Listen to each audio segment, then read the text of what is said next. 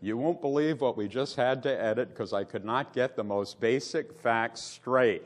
But here we are in the Thorpe Building in Northeast Minneapolis to go to just the second opening at the new Accumulated Objects Gallery, where tonight co-owner Aaron Hinkle is showing some mixed media collage. Hey, welcome to the 18th episode of Access to Art, produced by the Minneapolis Television Network to give you just a small taste of the extraordinary art activities that happen in our community. Come on down the hall.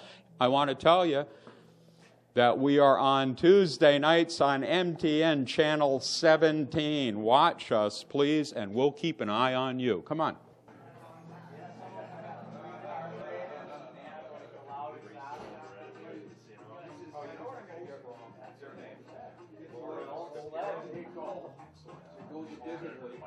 We're in the Accumulated Objects Gallery with this, just their second opening, and I have co-owners Sherry Dahl and Aaron Hinkle, and it's an opening of Aaron's work tonight.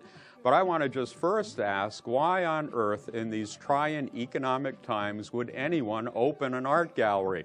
That's what we do. We do art, Well, it has been kind of hard to show a lot in places because there hasn't been as many shows really to have a big opportunity. So I thought it'd be good to just open our own little spot and create your own. Yeah, I kind of want to show artists that are underrepresented, maybe, or maybe a first solo show for somebody. I think in our community where it seems there are so many places to show, there really are not enough. There are just so many artists doing so many different and exciting things here. Your stuff is certainly unusual. I mean, you're playing with regular collage, but in a very subversive way. Well, I basically just start with just cutting up pictures and making a big pile of pictures, and then I just go through them and put them together. Whatever, you spread them all out, and they suggest to you basically what's going to work. Yeah. Well, I like the idea of the unexpected happening. You do what you think you're doing, and we had spoken briefly earlier that suddenly something else comes of it. What of these pieces maybe was the most unexpected when you put things together?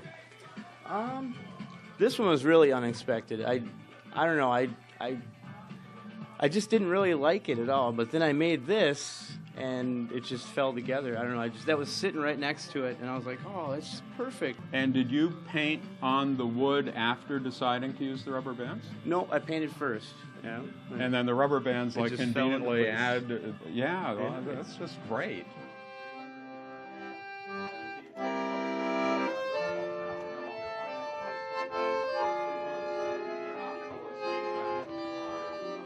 Pinocchio, Story, Stage, and Screen is a 6-month collaboration between the Minnesota Opera and Storyboard, a nonprofit organization which teaches young people filmmaking skills and gives them the opportunity to work with professional filmmakers. In this project, high school students plan, shoot, and edit short films inspired by the Pinocchio story. Access to Art correspondent Ashley Siebels talked with staff from Storyboard and the Minnesota Opera and with some of the students as they participated in this very unusual collaboration.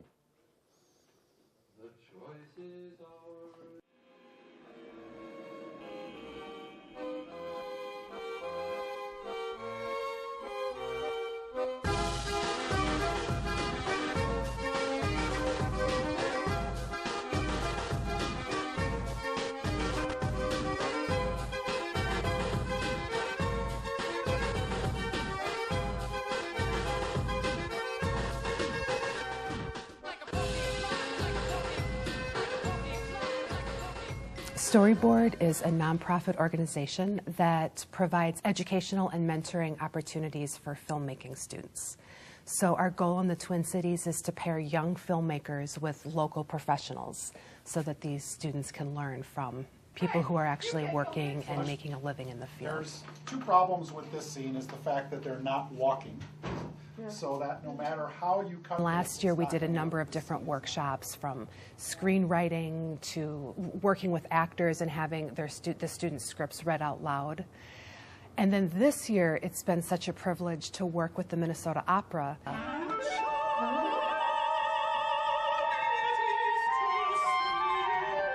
The Minnesota Opera is producing the American premiere of a new opera by a British composer. It's called The Adventures of Pinocchio. It's a rare breed of opera in that it's really appropriate for the whole family.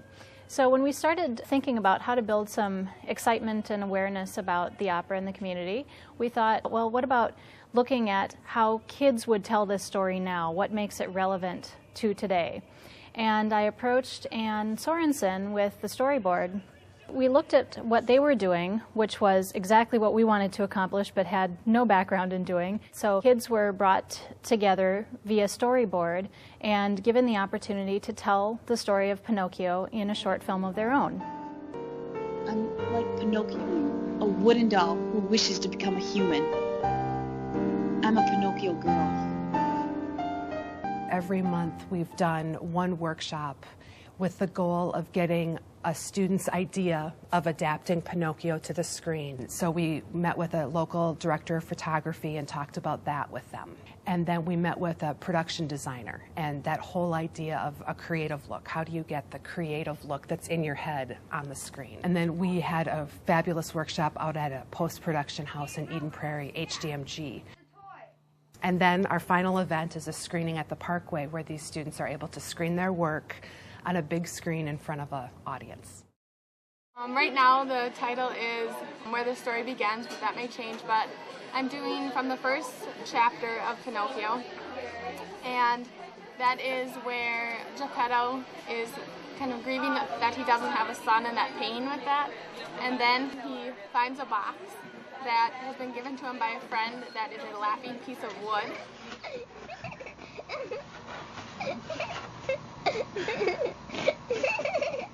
These students are learning how to think creatively. They're learning how to translate an idea that's in their head into a film, into actuality. They're learning how to stick with it even when they want to give up. I mean, these students who are submitting films, this was not an easy process for them. Yeah, something like that, up or down, sideways. Teamwork is very important. I had to find a policeman and people around the community that would help me work on this video. And my uncle helped me out. He and his wife, it was their two kids that I was working with. I had to use both of them by the camera at all times because they're really clingy children, so I had to use them. And I brought in a couple people from the community. It was a lot of fun. Organization is a huge thing, a huge skill for movies. Being ready ahead of time. A lot of it is being ready for unexpected stuff. So I've had a lot of problems that I didn't think about while I was writing the script, and then having to work through it with the movie while filming. So that was a huge thing, being ready for the unexpected. They're learning how to stick to a project and get it done. They're learning how to problem solve, because as any filmmaker and any artist will tell you, there are going to be problems. So they're learning how to problem solve, and they're learning how to be patient with themselves. And all of those skills and abilities will translate to whatever they do.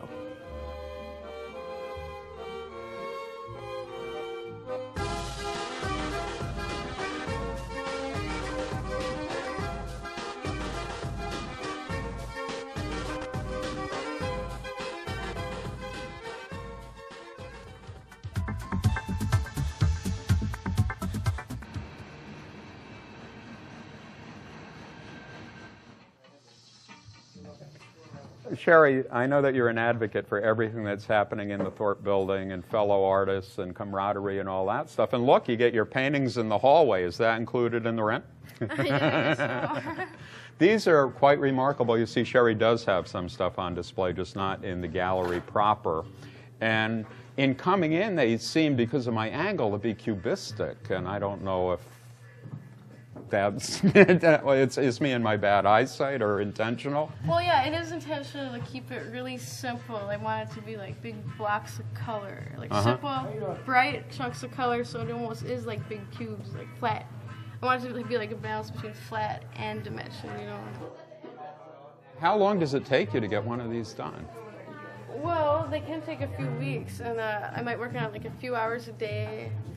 I normally work in the evening, like in the middle of the night on it. So it all changes, but anywhere from 2 weeks to 3 weeks. Mm-hmm. Do you work on a big one like this? Do you work on a few at once, or? Well, I haven't been doing that as much. I want to start doing that, you know. Well, you've been tied up getting the gallery opening. Yeah, how long have you been open now? Just this is the 3rd month, but it's the 2nd opening we've had. Yeah, that's a lot of activity. Yeah. And you said earlier the biggest things coming up on your calendar you'll be involved in will be... Probably the art world. Are you welcoming people to stop by and maybe show you what they're doing if they too feel maybe disenfranchised from the art scene? Oh yeah, it'd be great to have someone like do like a solo show that they've never had like the chance to do, because it's so hard. It's so hard to get a show somewhere sometimes for people, especially people that are underrepresented or like just emerging. It looks like I'm occasionally reading an idiot card. It is because I'm an idiot, and I am. Spot Art is an art gallery in Northeast Minneapolis committed to giving emerging artists the opportunity to exhibit their work alongside established artists. Their annual call for entries includes 2 days when artists on a first-come, first-served basis can bring their art to the gallery for consideration. Firmly rooted in their neighborhoods, Spot Art also hosts poetry readings and other events organized by different art and community groups. Access to Art Correspondent Laura Stopyro attended a recent opening for a group show where she spoke with the artists and the folks behind Spot Art. Don't the moon look pretty big, shining down through the trees. Spot Art is great because they do show emerging artists and established artists, and I don't even know which one I am. I think I'm somewhere in between. But I can see my baby, what she don't see. It provides a wonderful service. It's actually a life experience for a lot of people, and myself included. Night time in the right time, be with the one you love.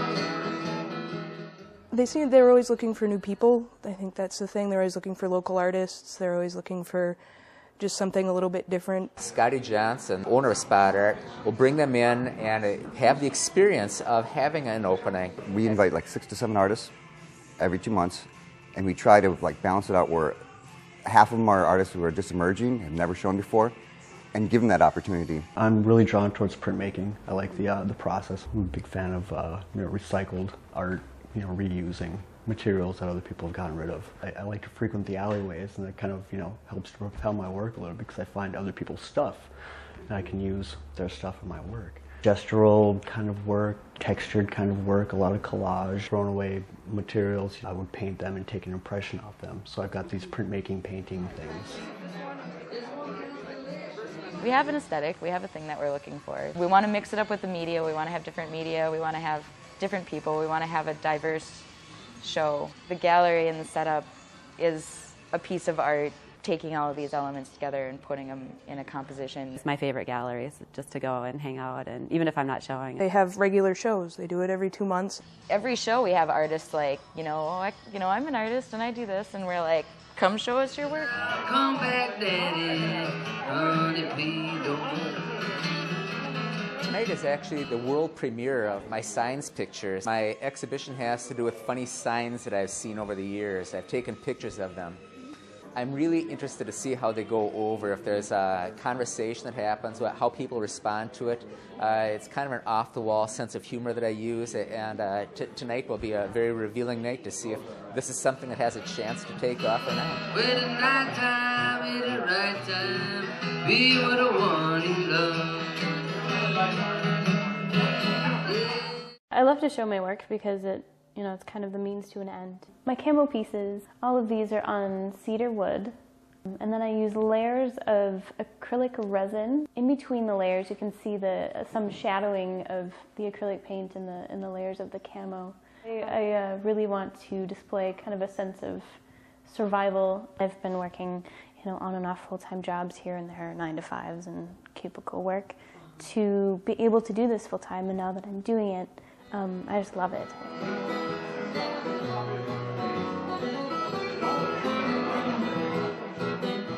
A good major part of the mission that we do is give people an opportunity to show. It's much better as a community, as more of a group, tribe idea as artists to support each other. I am neighbors to Spot Art, and so I moved in here about 2 years ago. I make jewelry here, I display over there, I try to come to every opening. It's very important to support it because without it there wouldn't be places like the Minneapolis Institute of Art, the Walker.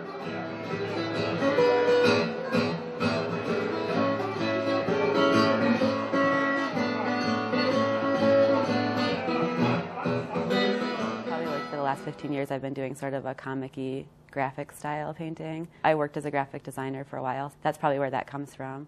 On those I used acrylic paint and oil pastel. I think it adds layers and dimensions. And I'm always trying to make things more simple. The simpler the better because art transcends language. That's the best thing about making art is that there's connections. Like somebody that you have never met before will be like, oh, that piece means this to me. Yeah, and that's a weird thing too for artists who actually sell their artwork. It's a very shy, embarrassing kind of a thing, and I'm totally like that myself. Because sometimes those things can kind of be awkward and uncomfortable, art openings. It's a hard thing to lay your soul out, and here it is. And what do you think? Scotty's an artist himself too, and Carissa, and so they understand all the ups and downs. This is where I want to be, and this is what I want to do, and to even have the opportunity to have my work on the wall and then get feedback about it and not be so shy to approach other things.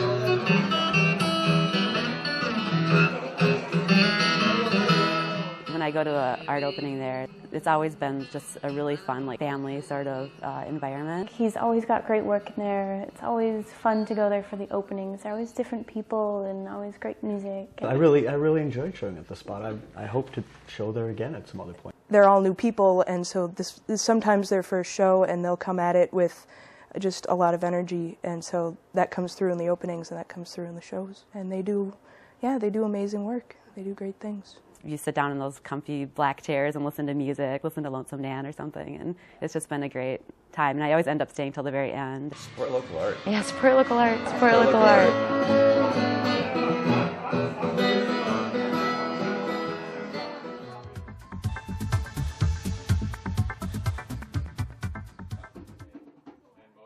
Sherry, we understand that upcoming event for you will be in a Spot Art show.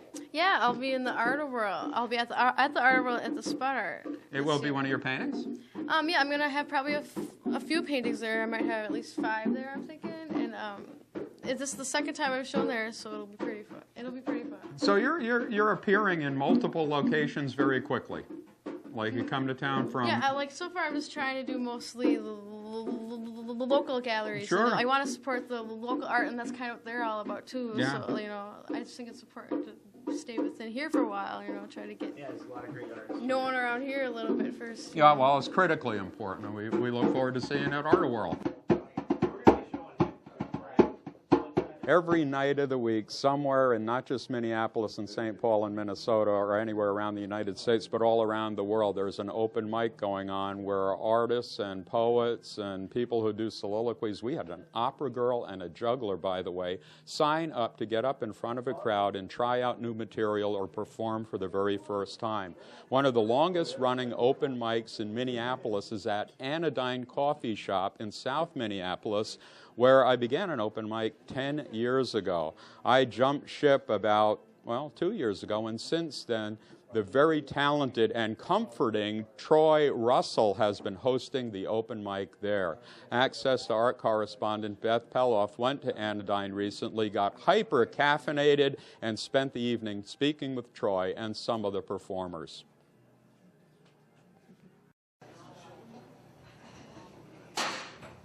Some things are worth seeing without glasses. I like all of them, you know, because I'm an open mic fanatic. Here, New York, you know, and I don't know, it's one of the better ones, I guess. They're kind of fresh. This is what open mics are about. I like how people can get together and just say what they have to say. I feel like so many of us just practice to our walls. The song is called Treehouse. I go to experiment. It's a warm community, and you're not going to get booed off the stage. I'm just going to do 2 poems. We're from a group called Far From Falling. Some of you may know the Cramps. The first one is an original. How's the volume? I feel like I could try anything up there, and people would give me that look and that little, you know, fist in the air and give that little way to go.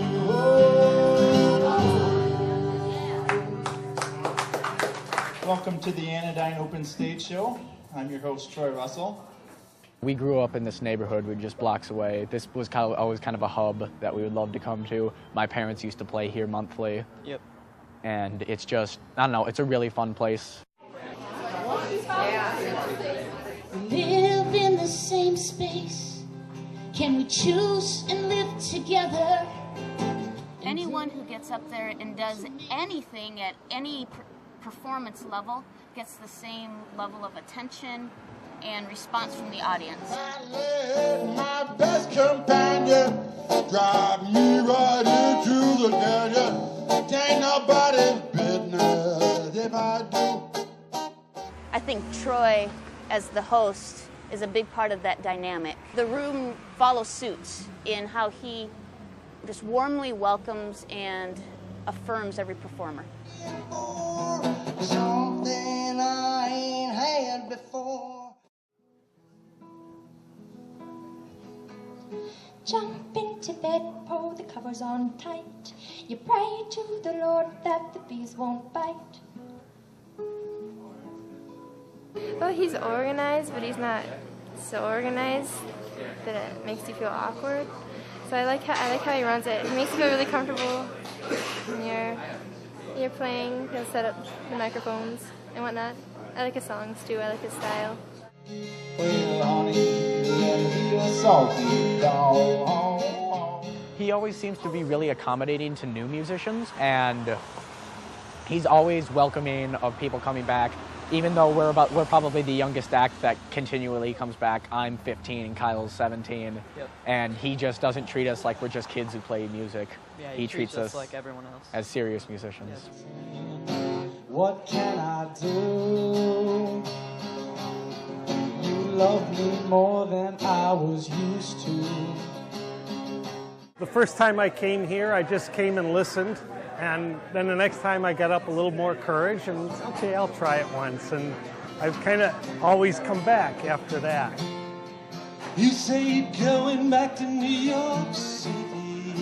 It's great to see the people, you know, like the regulars that come and perform, but it's always great when you see, you know, somebody you've never even, you know, met before, and they're really good and they're really passionate.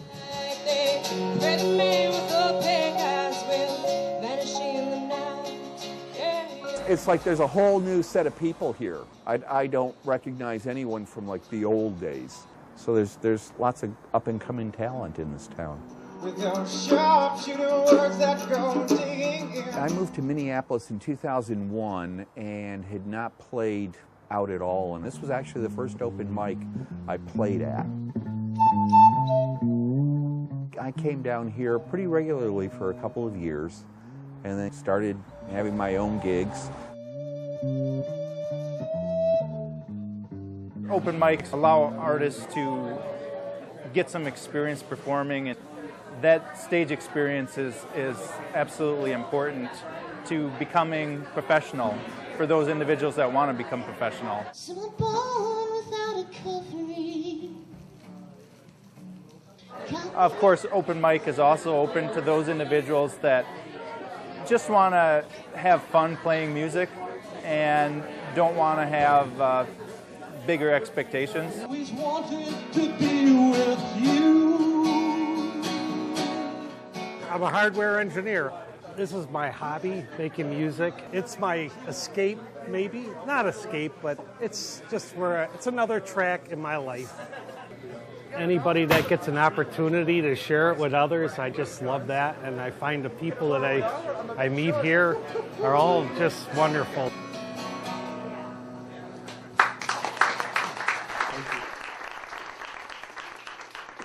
The scrapes and bruises she cleaned up with from the fist fights with my brothers, the cold she cared for. And people, that come to the coffee shop, I don't know, I wouldn't call them fans, but, people like to show up and, it's fun. Some punks chopped off his head. I'm the only one who stops to see if he's dead. This was probably the best reception we've had so far. People usually clap and say, oh, that was a lot of fun, but this time there was hooping and hollering and CD purchases, which is new for us. What is wrong with the world today? What's wrong with the world today? You gotta think about it. Think about it. It's nice to just have a gig to come back to every month and perform at, and to know the community of people that come out here. What do you do when right feels wrong, or when you can't seem to end some silly song? How I feel. Musicians who go to open mics, there's almost a community. And you start sharing these things with each other, and you go, yeah, try here, try there, and it grows. So it's more than just the music.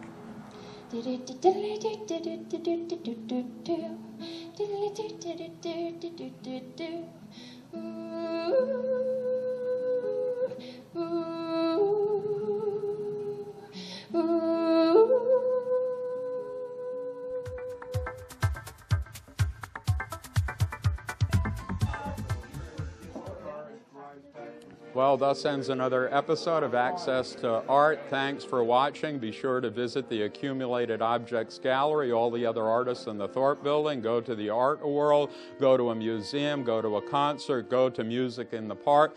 Get a soapbox and perform yourself somewhere downtown. And look, for the first time in the history of this program, there's been a costume change. That's right, I'm wearing the Anodyne t-shirt.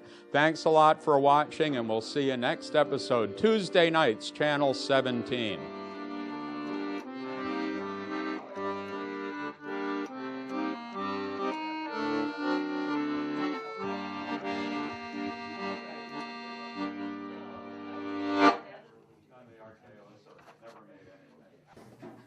Oh, I would like to say, and maybe you can cut this in later, I thought spot art was like clip art or ephemeral art that was dropped in at the bottom of a column of type where a very wordy writer for once did not have enough words to fill the column. That's what I think is the original meaning of spot art. Could be wrong, but that's a good guess.